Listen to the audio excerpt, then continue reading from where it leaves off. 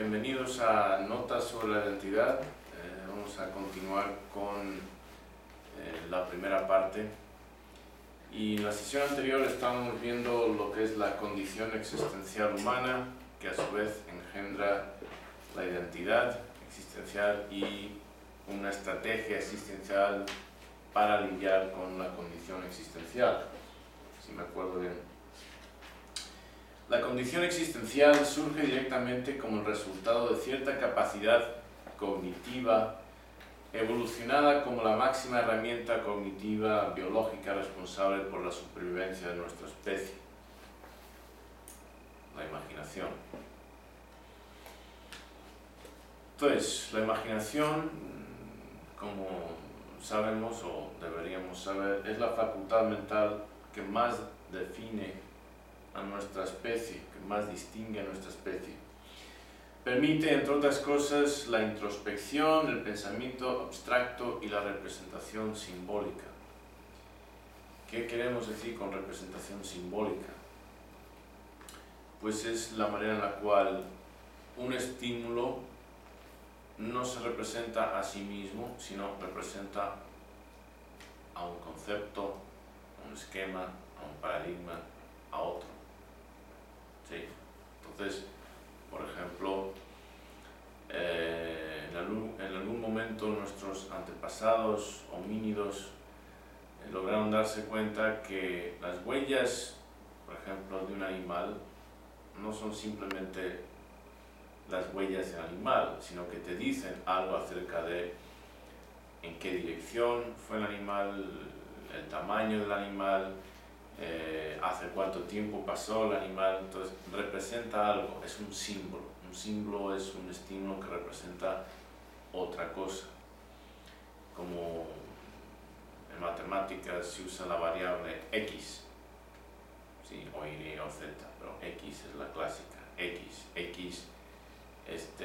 representa un valor, representa algo. Las palabras de por sí no tienen significado, representan a una experiencia, a otro estímulo, el cual lleva el significado.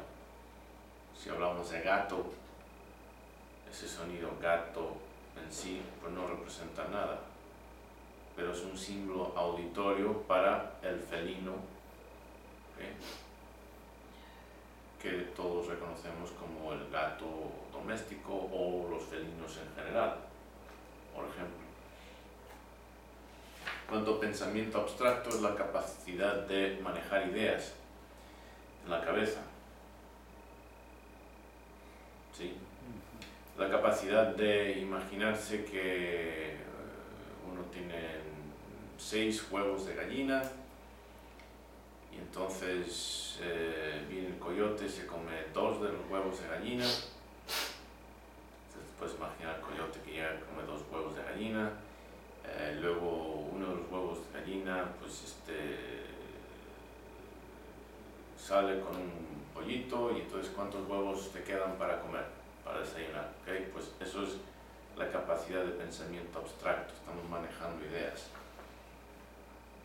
No hay coyotes, no hay huevos de gallina, no hay polluelos, etc. en la realidad, pero aquí las podemos manejar.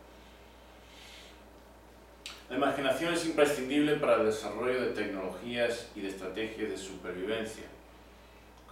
La idea de tecnología es una tecnología, muchas personas piensan en laptops o iPads, pero no, tecnología se refiere en realidad a todo lo que es cultura material. Hachas de mano es una tecnología. El poner el hacha que antes era de mano, hacerlo más pequeñita y ponerlo al final de un palo, nueva tecnología. Tecnología para hacer fuegos, tecnología para hacer pinturas en las paredes, la creación de herramientas para resolver problemas, tecnología. ¿Sí? Para eso hace falta imaginación. Estrategias de supervivencia, cómo vamos a organizarnos para cazar al mamut, siendo más grande que nosotros. Pues no podemos simplemente aventarnos, echarnos encima, empezar a morderlo, no funciona. Estoy seguro que en algún momento algún eso, pero lo más seguro que no viviera para propagar sus genes. Entonces tenemos que planificar una estrategia. ¿Qué hacemos? Pues ¿hacia dónde van? Pues pasan por ese cañón. ¿Y qué hay al otro del cañón? Pues hay piedras muy grandes, peñones. Pues y si esperamos hasta que estén abajo y metemos una palanca, un tronco debajo del peñón y todos nos juntamos, etcétera, y que pues caiga la piedra y eso provoca una avalancha y se caiga uno, dos o más mamuts, pues ya tenemos para todo el año. ¿Okay? Eso requiere imaginación. Para la estrategia precisamos entonces definir la imaginación y detallar el efecto que tiene sobre nuestra especie y su relación con la identidad y la condición existencial. Entonces hemos dicho, pues el ser humano tiene condición existencial, identidad existencial, ¿sí? Y una estrategia existencial para obtener lo que quiere, sus objetivos, serenidad mental, paz, felicidad, etc., dentro de la condición existencial que nuestra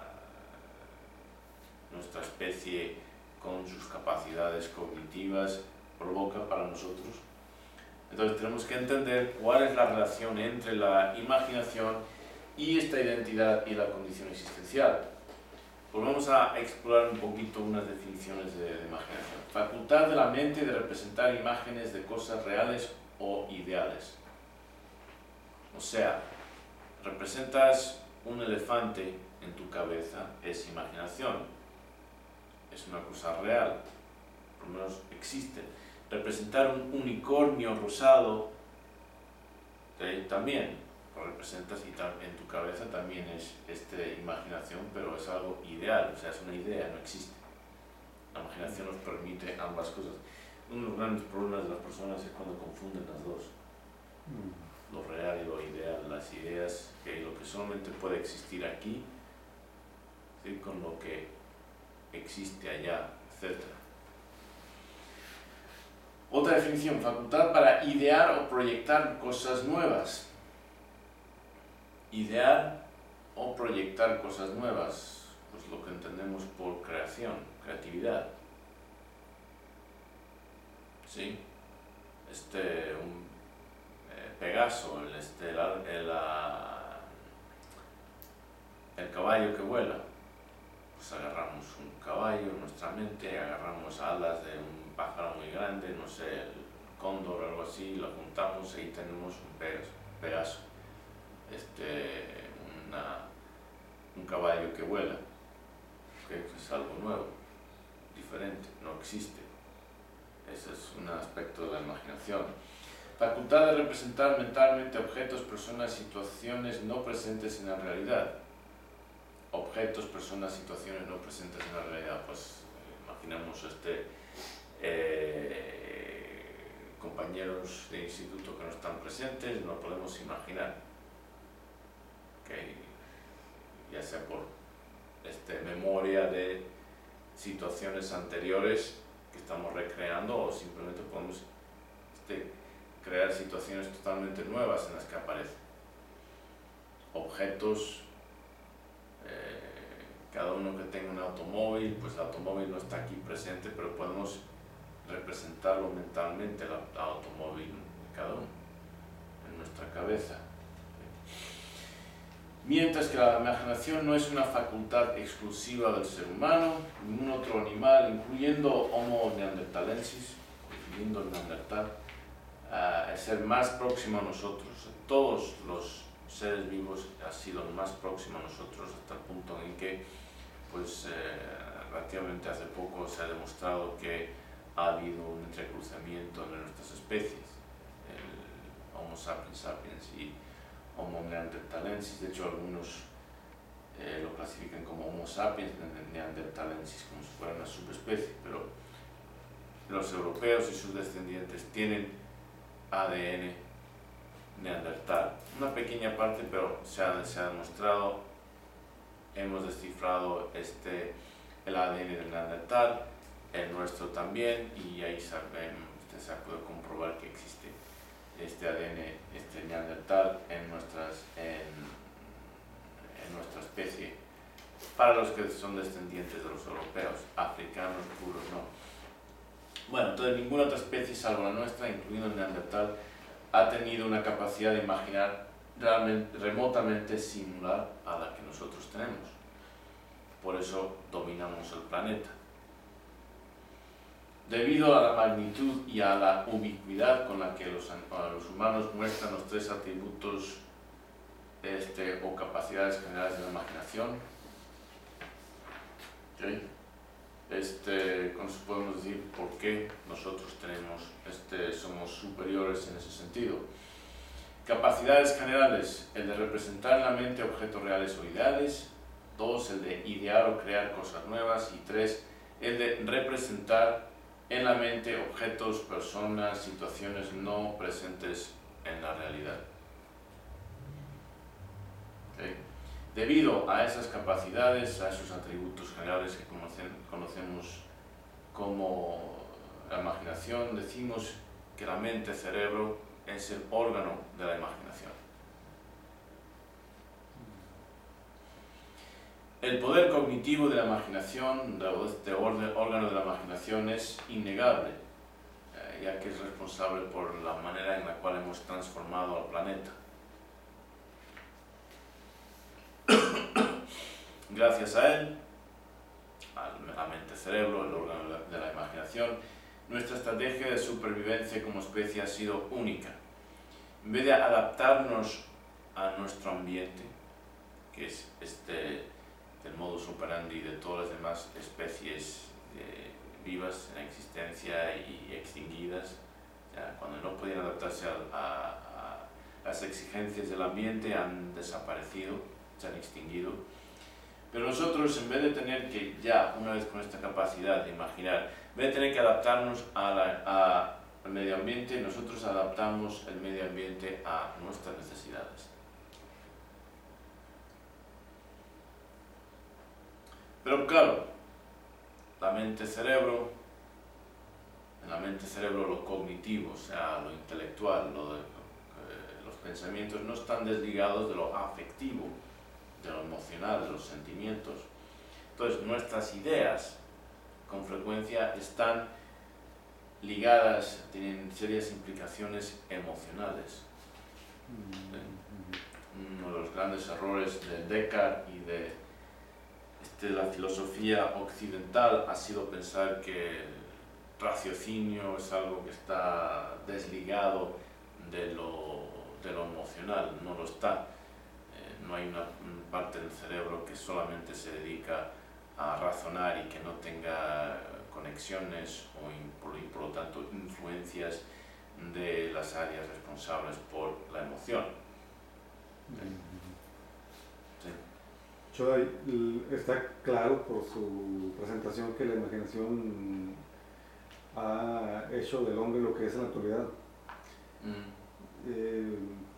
Fue una facultad cognitiva que de pronto apareció en el cerebro. Quiero decir, fue lo que nos permite dominar el mundo y estar en el lugar en el que estamos. ¿Fue obra del azar o fue lo que definió nuestro destino? Algo al azar que de pronto tuvimos esa capacidad. ¿Cómo lo explicaría eso? ¿Cómo lo ve? Bueno, primero evoluciona Homo sapiens, o sea, la versión anterior a la nuestra, que en apariencia física es idéntica a nosotros. O sea, si pusiéramos a un Homo sapiens para que un médico forense hiciera una operación en un laboratorio de anatomía o fisiología y lo analizara, no podían distinguirlo de Homo sapiens sapiens, nosotros. Indistinguible. Y sale de África más o menos hace 100.000 años. ¿Okay? Llega a... y las fechas tendría que revisarlas, pero vamos a suponer hace 100.000 años. Y llega a Europa, donde ya estaba establecido un neandertal, y no tiene gran impacto, no puede competir con el neandertal, no es gran cosa, esencialmente desaparece. Unos 50.000 años más tarde, 60, ahí las fechas están un poco debatidas, sale una nueva versión nuestra, que muchos conocen como Homo sapiens sapiens, como resultado de lo que se conoce como la revolución cognitiva. Y ahí establece la civilización que se conoce como el nombre del hombre de Cro-Magnon. Y ese sí que domina en Europa y eventualmente colabora o conlleva la extinción del Neandertal. Simplemente, ya fuera por guerra, o sea, por presión directa o indirecta, porque el Neandertal no podía competir con nosotros. ¿Por qué? Porque operábamos en el mismo ambiente, el mismo ambiente ecológico del Neandertal era el nuestro, en Europa, aunque ellos pues ocupaban los lugares más fríos, pero nosotros al extendernos a Europa estamos entrando en su ambiente, sí, en su nicho ecológico, y pues inicialmente no pudimos competir, pero luego ya sale esta nueva versión nuestra, Homo sapiens sapiens, como lo denominan algunos, y es obvio que tiene unas capacidades nuevas. Lo vemos en los artefactos que crean, artefactos espirituales, religiosos, como hombres león, como arte rupestre, formas de adorno. Y ¿qué ha sucedido entonces? Pues no se sabe exactamente, pero la teoría así más convincente viene a ser simplemente una mutación, o sea, un error genético, una copia genética errada, equivocada, que sucede, y muchas veces no lleva a ninguna parte, pero a veces sucede que esas copias equivocadas, esas mutaciones, esos cambios aleatorios dan lugar a beneficios adaptivos. Entonces, ¿en qué consiste esa capacidad? Pues seguramente en la capacidad de representar en nuestra cabeza, en el escenario de nuestra mente, poder representar ideas o experiencias anteriormente vividas y poder manipularlas. O sea, en realidad, seguramente la mutación genética que conlleva esa capacidad sería mínima, algo que ver con los circuitos cerebrales, de forma que una información que se está experimentando pueda representarse como poner una canción en circuito, de forma que vuelva y vuelva, ¿sí? Se puede poner playback automático y vuelve, pues lo mismo, esta capacidad de unos circuitos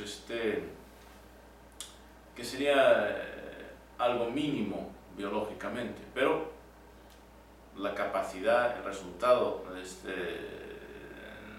de esa pequeña divergencia biológica es tremenda. Sí. Viendo un documental también tiene que ver, me recordó, ¿no? Tiene que ver con unos osos en el polo norte, que primero eran pardos, y por un error en la genética, en la madre osa, se hace una combinación ahí de errónea en los genes que provoca que nazca uno blanco. En el polo norte es blanco, ese oso blanco tiene más posibilidades de sobrevivir porque se puede camuflajear con la nieve y puede cazar las focas. El pardo pues era muy visible a lo lejos, pues negro, y el blanco y el pardo pues era muy fácil de distinguir, ¿no? Y con el tiempo se fue reproduciendo más el blanco, porque es el que tiene más posibilidades de sobrevivir. Entonces me viene eso a la mente. Entonces, viéndolo desde ese punto de vista y pensando que la cognición es algo como un accidente, casi casi. ¿Qué tan especial debemos de sentirnos como seres humanos con esa capacidad? Es, ¿Debemos de sentirnos especiales o realmente no hay nada súper especial en ser Homo sapiens sapiens? Si por especial te refieres a representativos de seres sobrenaturales o algo así, no. No. O si por especial te refieres a superiores, pues es que desde el punto de vista netamente biológico, superior se refiere a mejor adaptado. ¿Okay? Entonces, pues sí, somos superiores a Neandertal, puesto que desapareció. Pero si queremos, de acuerdo a ese criterio, cuestionar o preguntar cuáles son los animales superiores del planeta, pues tendría que decir que las cucarachas son las superiores. O sea, vete a extinguir las cucarachas, no va a pasar. Pueden aguantar niveles de radiación que eliminarían a casi cualquier otra especie. O sea, si hubiera una guerra, un desastre nuclear, las primeras especies en poder reintegrarse al medio destrozado serían las cucarachas. Entonces, si lo pensamos desde ese punto de vista, pues en cuanto a superioridad o inferioridad, mejor o peor adaptación al medio, las cucarachas nos ganan, sin lugar a duda. Y otras especies también, pero en particular, pues... Ahora, en cuanto a nuestra capacidad de moldear el medio ambiente a nuestras anchas, pues no hay lugar a duda, no cabe la menor duda de que somos superiores. Nuestra capacidad de destruir, no hay otro, todas las especies juntas no se comparan a la capacidad. Un ser humano en un descuido o por maldad puede quemar miles y miles de hectáreas de vegetación, de bosque, de áreas urbanas, etcétera, con una cerilla, un cerillo y algo de queroseno. Y ya. No hay ningún animal que pueda hacer algo así. Entonces, dependiendo de lo que entendemos por superioridad. Pero con esa capacidad hay un costo. Y el costo de tener esa capacidad de imaginar, de crear herramientas, de modificar el medio ambiente a nuestro antojo, ¿okay? Es tremendamente elevado. Porque ahora nosotros somos el único animal en existencia que acarrea el costo de una condición existencial. Y de eso es lo que vamos a hablar más adelante. El efecto de tener la imaginación es enorme. Entonces, de igual forma que para crear tecnología hoy en día, uno precisa de mucho estudio. No cualquiera puede diseñar una pantalla, un laptop o una cámara. No, se requiere mucho estudio.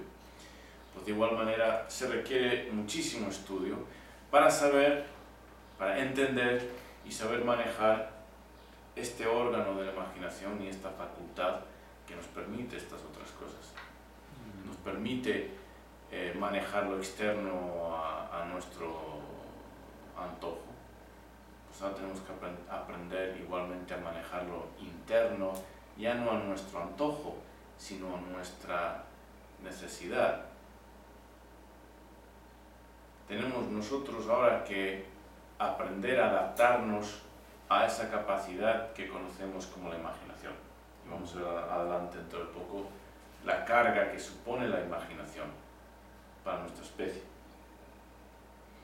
Entonces, la imaginación trae consigo serias implicaciones emocionales. Como estaba hablando, constituye lo que podríamos llamar efectos secundarios o existenciales, ¿sí?, de la imaginación.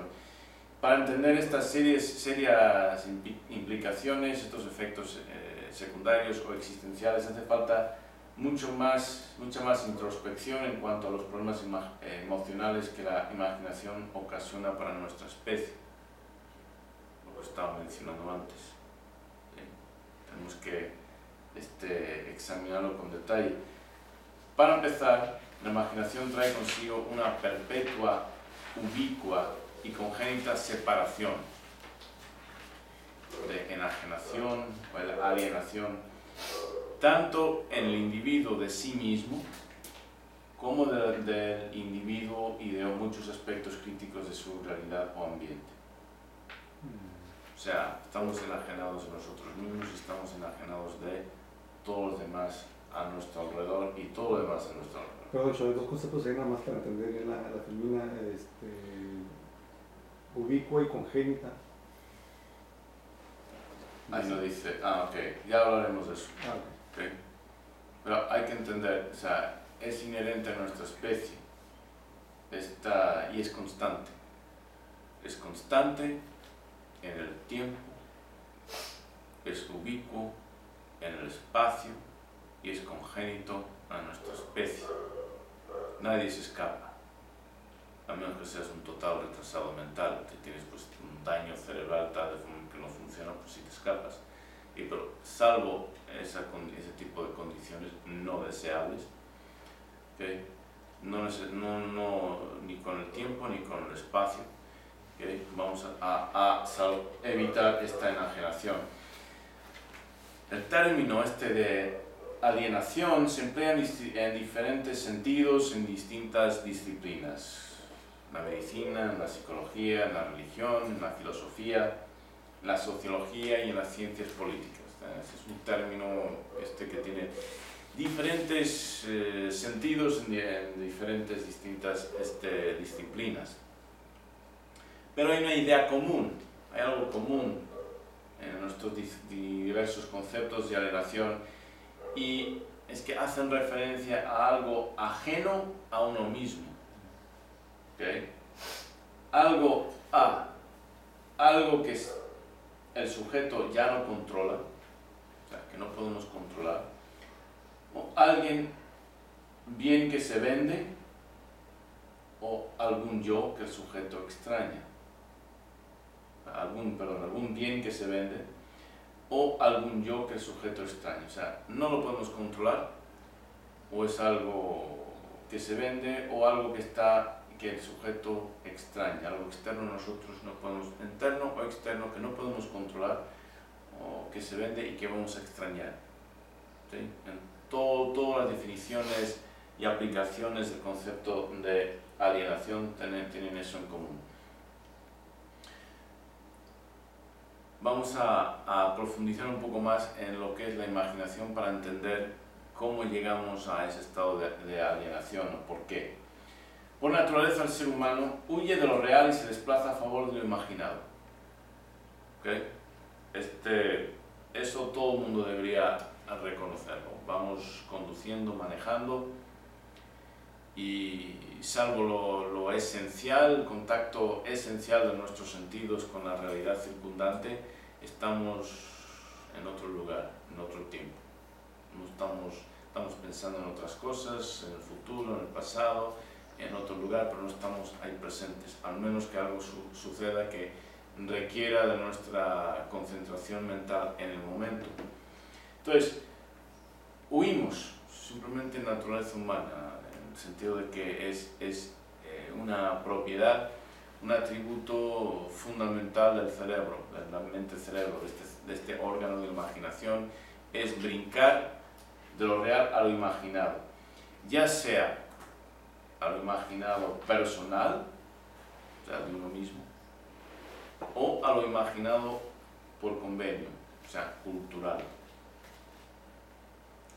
Imaginado personal pueden ser ideas acerca de nosotros mismos, imaginado cultural puede ser, por ejemplo, Dios o un santo, ¿sí? algo personal que es subjetivo o algo propio de la cultura en la que nos desenvolvemos. El resultado, ¿okay?, de estos brincos, ¿sí?, forzados, el resultado es un estado existencial que el sujeto no controla. De hecho, hace falta mucho trabajo, mucha disciplina, mucho esfuerzo para poder controlar la imaginación y estar aquí en el presente. Entrenamiento de disciplina de meditación, ¿sí?, mindfulness, por ejemplo, estar aquí presente y no dejar que los pensamientos se escapen de forma aleatoria o bajo otro control remoto, pero que no sea nuestro. Entonces, el resultado es un estado existencial en el que el sujeto no controla sus propios pensamientos. Como consecuencia, el sujeto es un extraño tanto de su propio yo, de uno mismo, interior, como de la realidad y el ambiente en la que se desenvuelve. Y vamos a elaborar más acerca de eso, pero la idea fundamental es que es un extraño a sí mismo y un extraño al ambiente en el que se desenvuelve. Pues claro, si raramente estás en contacto con el presente, te puedes desenvolver a través de espacios tridimensionales, lugares, por ejemplo, día tras día durante años, y sin embargo ni siquiera estar realmente familiarizado con detalles que de otra forma serían obvios. ¿Sí? ¿Por qué? Porque no estás presente, estás en un lugar mental, imaginado. Entonces hablamos de interior y exterior. El resultado es que el ser humano, de forma congénita, propia de la especie, sufre dos tipos de alienación. Una alienación interior y una alienación exterior. Alienación congénita: la imaginación causa una fuga constante de lo concreto de la hora, del momento presente, a favor de la fantasía del entonces, del pasado, del futuro, de lo que la imaginación crea. O sea, que hacemos, nos fugamos del presente a un entonces. Ya no estamos en la hora, estamos en un entonces. El pasado, el futuro, un tiempo real o imaginado, da lo mismo, pero no estamos. La imaginación impone un desplazamiento, una fuga constante en la mente humana, una fuga que nos transporta automáticamente desde lo real hacia lo imaginado, lo mencionado, desde lo objetivo, algo que diferentes personas pueden concordar. Podemos ver esta mesa y esto es algo objetivo. ¿Por qué? Porque es un objeto y diferentes, los que estamos aquí presentes, podemos discutir sobre las características de esta mesa, ¿sí?, sus atributos, su color, etc. ¿Sí? Es objetivo. Lo subjetivo es personal, está en nuestro espacio individual, al cual nadie tiene acceso. Al cual nadie tiene acceso. ¿Sí? Entonces, este desplazamiento que está impuesto, no está bajo nuestro control, es congénito y nos aliena también.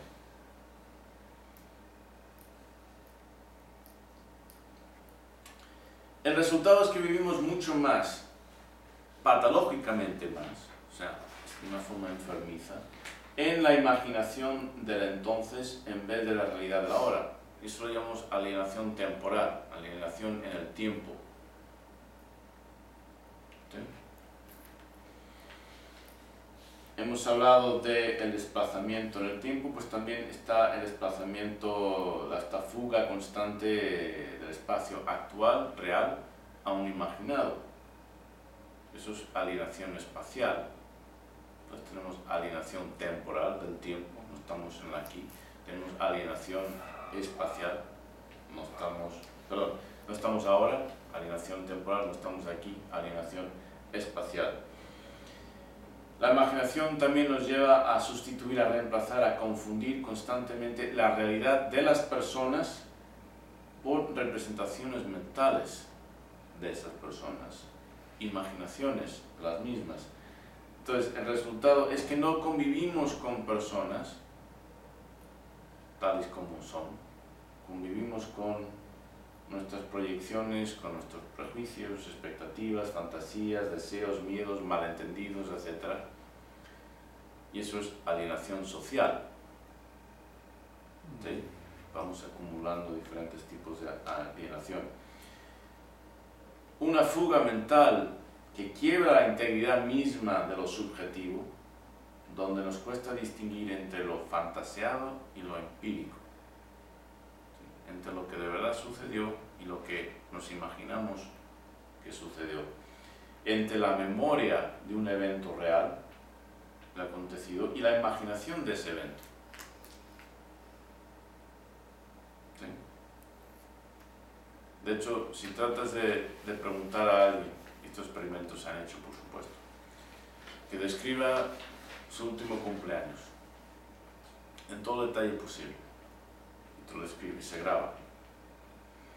Luego le dices, descríbemelo otra vez, y otra vez, y otra vez, y en cada ocasión se graba lo que se describe, luego alguien lo transcribe, etc. Y veremos que en cada ocasión hay diferencias con frecuencia sustanciales, ¿okay?, en una versión y otra. ¿Por qué? Porque la memoria es maleable. Cada vez que te acuerdas de algo, la estás transformando.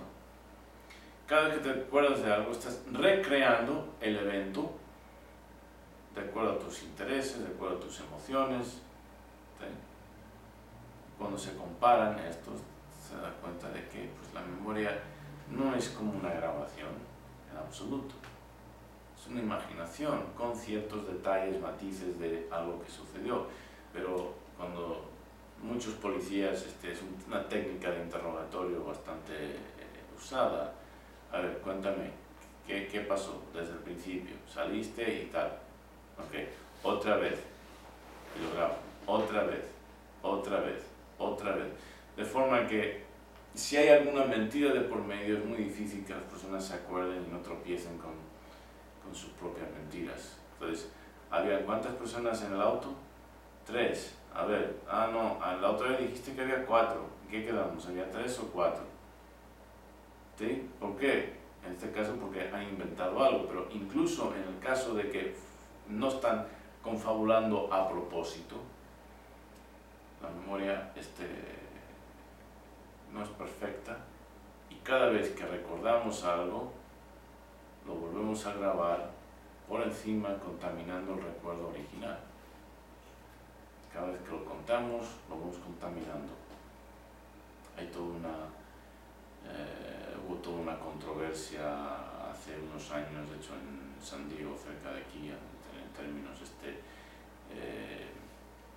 estas memorias reprimidas, y no voy a meterme en eso. Pero entonces, ¿qué tenemos entonces? Estamos alienados, ¿okay?, en cuanto a lo real del pasado comparado con la fantasía o lo imaginado del pasado. Y eso es una forma de alienación cognitiva afectiva. Y una buena parte de esa alienación cognitiva afectiva es el resultado de la dicotomía mental entre la mente consciente y la mente inconsciente, ¿sí?, que es más o menos casi lo mismo que Freud llamaba el subconsciente, pero por motivos de connotaciones, etcétera, distinguimos, no se usa el término de subconsciente, porque tienen implicaciones freudianas, pero en términos de las ciencias cognitivas, neurocognitivas, hablamos del consciente y el inconsciente, o lo no consciente. Pero tenemos que agradecer a Freud su contribución en traer a nuestra atención este gran descubrimiento de que el aspecto de la mente del cual somos conscientes es mínimo. mínimo. Y como el término actual indica, lo inconsciente o no consciente implica que no estamos conscientes de ello. O sea, que somos extraños a nosotros mismos. El inconsciente es verdaderamente el universo por descubrir en uno mismo. Entonces es parte de esa alienación cognitiva afectiva. Todo eso, ¿por qué? Pues porque el mecanismo cognitivo necesario para la imaginación, tal como la tenemos desarrollada, nosotros requería una sofisticación inconsciente mucho más que cualquier otro ser vivo. Entonces, esta dicotomía entre la mente inconsciente y la mente consciente ocasiona, por definición, un universo de lo desconocido dentro de uno mismo y contribuye a esa alienación interior congénita. Somos extraños de nosotros mismos. De ahí que el conócete, ese directivo fundamental de la filosofía, anotado, grabado, tallado en la entrada del templo de Delfos, supone un desafío tan imponente para nosotros. Entonces, aquí terminamos esta primera presentación en cuanto a la identidad, primera parte. Más adelante vamos a continuar con la segunda parte, pero vamos a tomar preguntas que tengáis ahora al respecto, si es que hay alguna. ¿Tú tenías una pregunta anteriormente? De hecho la contestó porque le iba a pedir que se pueda dar un ejemplo. Sobre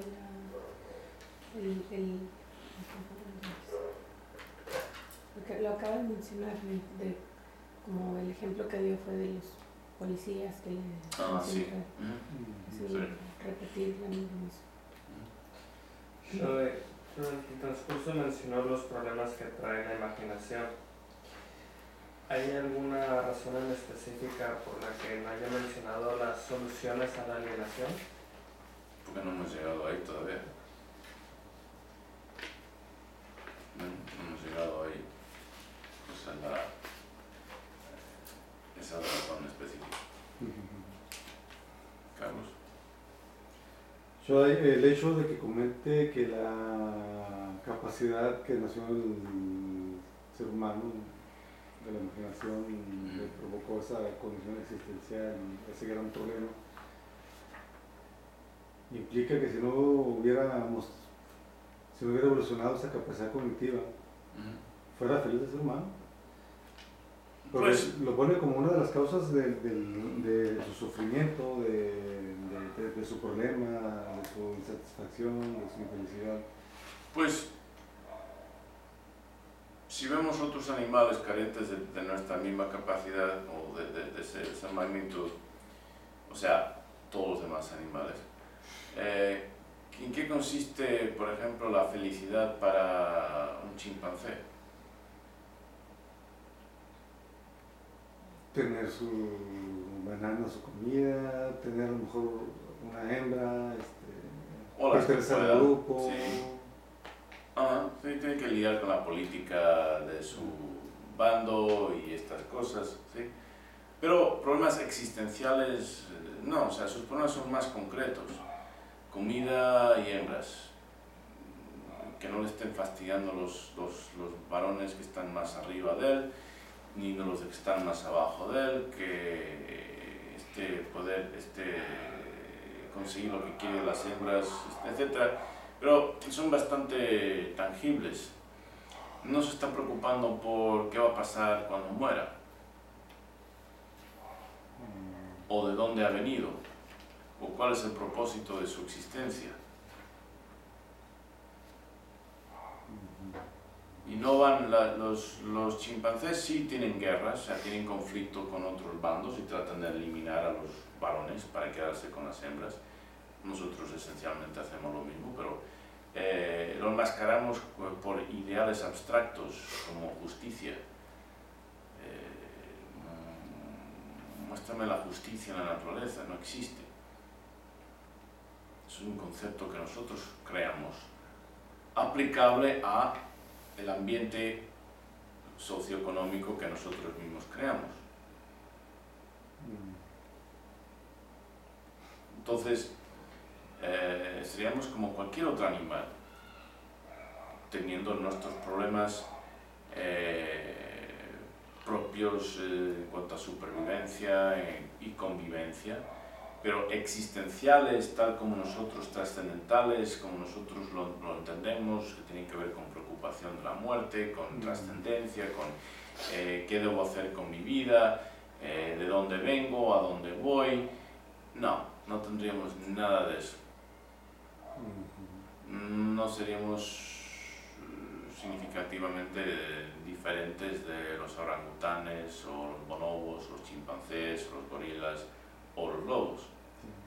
Yo ahí es importante darle mucha validez a esos temas, como está comentando, de a dónde vamos, dónde vivimos, qué va a pasar cuando moramos, o sobrevaloramos esos temas en realidad y nosotros mismos complicamos la situación.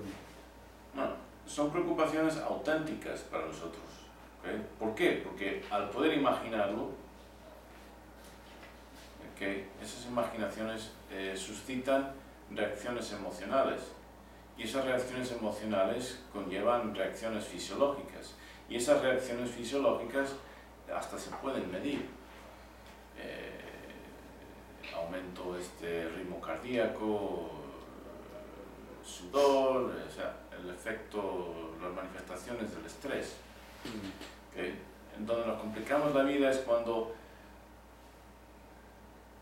creamos esquemas sobrenaturales, ¿okay?, a los que atribuimos correspondencia a estas angustias.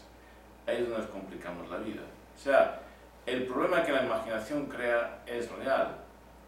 Nos preocupa como seres humanos, tenemos ese impulso a buscar respuestas a ciertas preguntas. El problema es cuando nos fantaseamos las respuestas, o creamos toda una serie de esquemas fantasiosos cargados de ideas de lo sobrenatural. Eso es cuando nos complicamos la vida, porque no resuelven nuestros problemas, simplemente quizás a corto plazo inmediato reducen la ansiedad, pero a largo plazo solamente crean más problemas, porque a no ser reales, a no ser fantasiosos, pues no pueden, una fantasía nunca te puede resolver un problema real. Yo y comentaba diferentes tipos de alienaciones provocadas por la imaginación. Mencionaba la alienación temporal, la alienación social, la alienación espacial, la alienación interior congénita. Bueno, la interior congénita es un grupo, la exterior congénita es otro grupo. Sí, en su punto de vista, ¿cuál es más difícil de...? Vamos a hablar acerca de una siguiente parte, en cuanto a Sobre los puntos de alienación congénita que definía aquí, ¿aplican para ambos, la exterior y el interior? Bueno, interior y exterior son dos categorías, Sí. grosso modo. ¿Okay? Algunas de las alienaciones caen en ambos grupos. ¿Okay? Si hablamos de alienación temporal, ¿okay?, te afecta por dentro y afecta tu relación con lo que existe afuera. Alienación espacial también. Pero claro, alienación social es algo... Ninguna de las alienaciones pertenecen solamente a un grupo, o sea, a una categoría, interior o exterior. Más bien, están más o menos en un grupo. Alienación social, pues, es una alienación exterior, con el mundo que está fuera de ti. Claro, como cualquier alienación te afecta por dentro. Sí, afecta tu estado emocional, tu serenidad mental, ¿sí?, tu paz interior, por supuesto. Pero a donde quería llegar es que estamos alienados de adentro con respecto a nosotros mismos y a todo lo del exterior. No tenemos, es una guerra sin cuartel, por decirlo de una forma. No hay paz. No podemos encontrarla sin adaptar una estrategia existencial diseñada para superar este estado de alienación. Sí. Yo ahí nada más para tener las conexiones de la primera parte y de esta parte que empezamos platicando sobre, nos comentaba usted sobre lo que era la misión, lo que era esquema, lo que era concepto, esquema, paradigma, cosmovisión. Ahora estamos viendo el tema de la imaginación.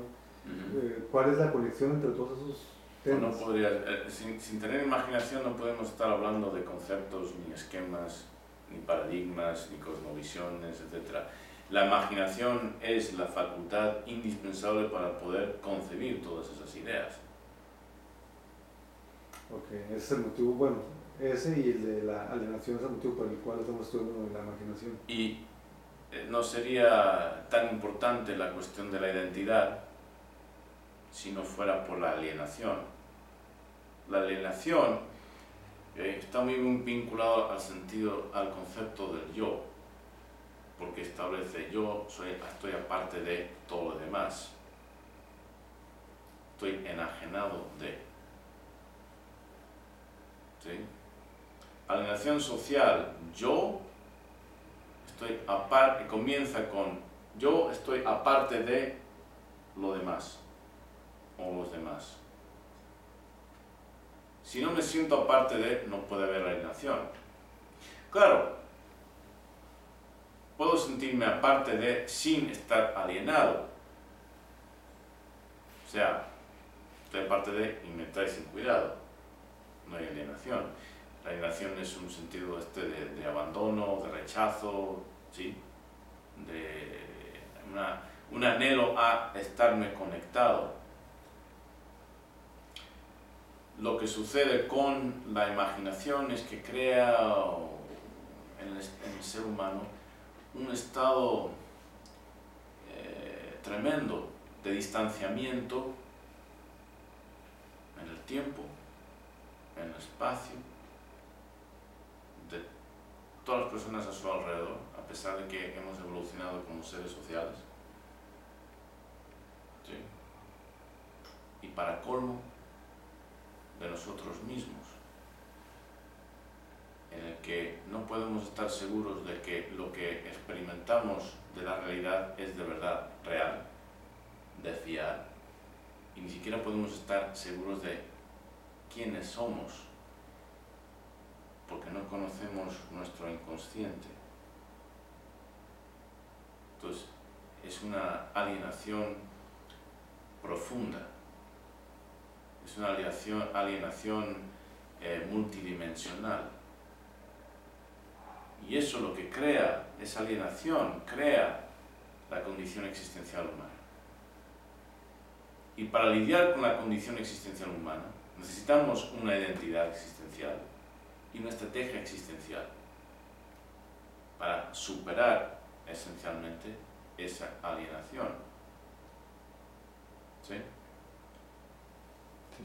Pero somos verdaderamente, me preguntaste anteriormente que si deberíamos sentirnos superiores, y pues el concepto de superior depende de cómo uno lo mire, porque cuando tenemos en cuenta lo que es la alienación, ¿sí?, propia de la condición existencial humana, vemos que estamos asediados por una condición emocional tremendamente negativa, ¿sí?, de acuerdo a la cual, o consecuencia de la cual, somos verdaderamente seres desdichados, los más desdichados de toda la evolución. Ningún otro ser comienza con esta carga, comienza con este potencial de miseria infinita, ¿sí?, que acompaña a nuestra capacidad infinita también de imaginar. Y todo contaminado, subrayado por nuestra conciencia de la finitud de nuestra existencia. Sabemos que vamos a morir, tenemos una capacidad infinita de crear, de imaginar la inmortalidad, y tenemos un deseo también infinito de conectar con otros seres humanos, conectar con el aquí, conectar con el ahora y conectar con nosotros mismos. ¿Sí? Okay. ¿Alguna pregunta más o cortamos aquí, tomamos un descanso y continuamos la segunda parte? ¿No es consciente esa necesidad, Choy, de conectar?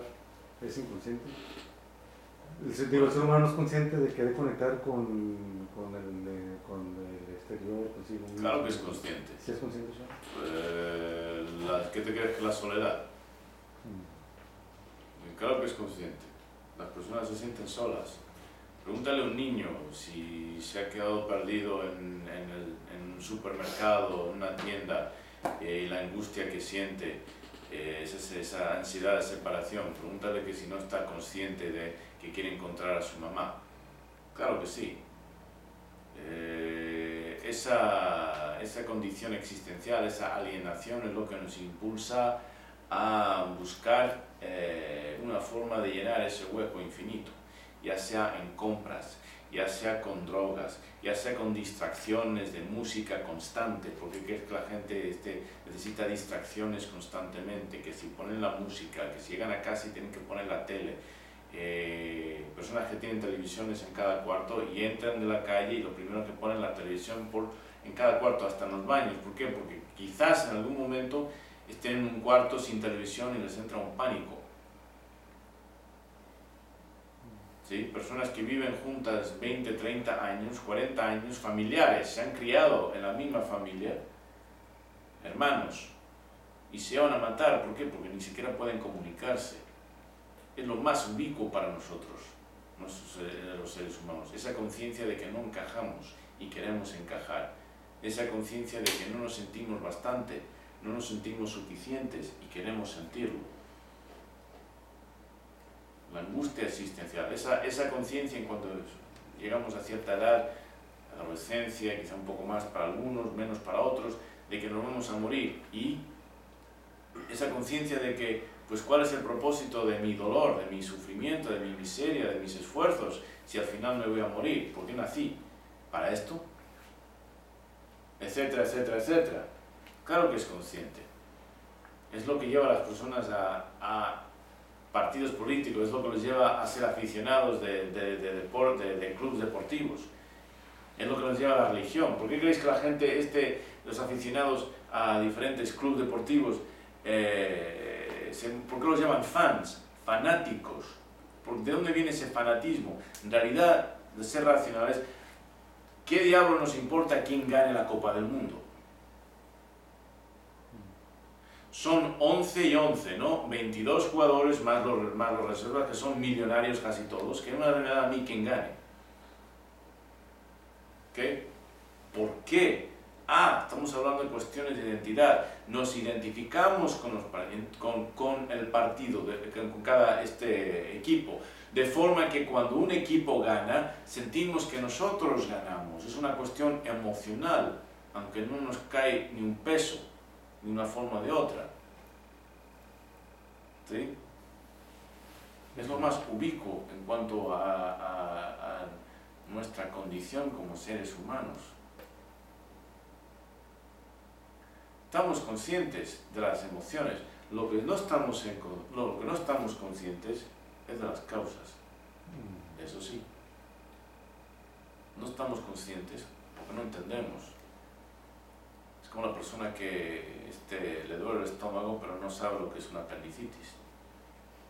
Solo conoce el dolor. ¿Está consciente del dolor? Desde luego. ¿Está consciente de la causa? Lo más seguro que no. Para eso están los médicos. estudian medicina, la anatomía, la fisiología, etcétera, del aparato digestivo y entienden, la patología, pues lo mismo aquí. Tenemos que ser médicos de la condición existencial humana para entender de dónde viene el dolor, cuáles son las causas, pero el dolor, de una forma o de otra, todos están conscientes de ello. Pregúntale a un adolescente que quiere encajar con los otros de su salón y si no lleva los zapatos adecuados y alguien le dice, qué zapatos más feos llevas, ¿cómo se siente? Muy consciente de que no encaja. Todas esas cosas nos asedian, nos atormentan. ¿Por qué? Porque somos seres sociales. Entonces, esa alienación social congénita es algo al cual difícilmente las personas superan. La alienación de uno mismo, el no poder contar con uno mismo. ¿Cuántas personas al final de año no hacen su lista de lo que van a hacer para el año siguiente y 12 meses después, cuántas personas han logrado 2 cosas de su lista? Casi ninguna. Y lo repiten año tras año, tras año, tras año. Y así se les pasa la vida. ¿Y cómo se sienten? Se sienten que no pueden ni siquiera confiar con sí mismos. No pueden ni confiar con sí mismos. O sea, como si fueran extraños a sí mismos. Alienación. ¿Cuántas personas están en un lugar, en un momento, y no lo pueden apreciar? Van al zoológico, van al bosque, van al parque, van a donde sea, y no lo pueden apreciar. ¿Por qué? Porque no están en el aquí y la ahora, están allá y el entonces, con sus preocupaciones de lo que sucedió, lo que pudo haber pasado, que si ansiedad, que si depresión, etc. Y así se les pasa la vida, porque la vida son momentos continuos del presente. Y si estás alienado del presente, ¿sabéis qué? Estáis alienados de la vida. Es alienación por todas partes, nos toca.